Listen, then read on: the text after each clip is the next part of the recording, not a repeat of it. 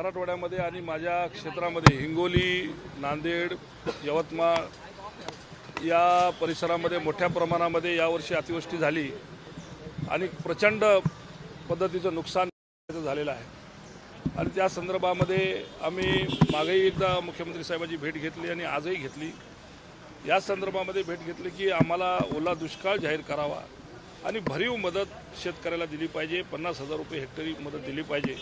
आणि आज पाऊस 1-2 दिवस उघडला तर आता आमच्या शेतकऱ्याची परिस्थिती अशी परिस्थिती झालेली आहे की सोयाबीन काढायला गेलं तर सोयाबीन काढायसारखी परिस्थिती नाही आहे किंवा काढायला गेलं तर त्याला पुरतसुद्धा नाही आहे। म्हणून अजून एकदा सरकारला आठवण करून द्यावी म्हणून मी आज साहेबांची भेट घेतली। आणि दुसरा विषय असा होता की आमच्या इकडे एक ससरकुंड धरणाच्या संदर्भामध्ये लोकांचा प्रचंड विरोध आहे आणि त्या ससरकुंड धरणाला रद्द करावे आणि त्याऐवजी नदी नाले खोलीकरण करावे, जे की संकल्प माननीय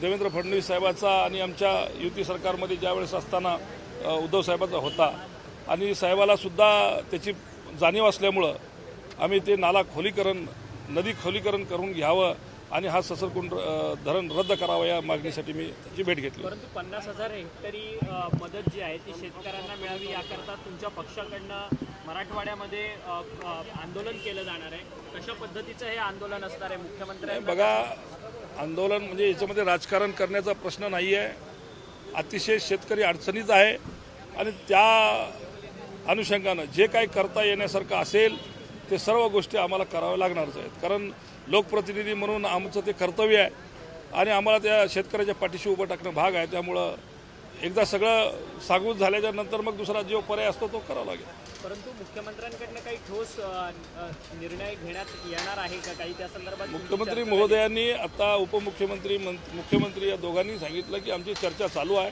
आणि जास्तीत जास्त मदत देण्याचा प्रयत्न आपण करू, असं त्यांचं उत्तर होतं आमच्यासाठी। धन्यवाद।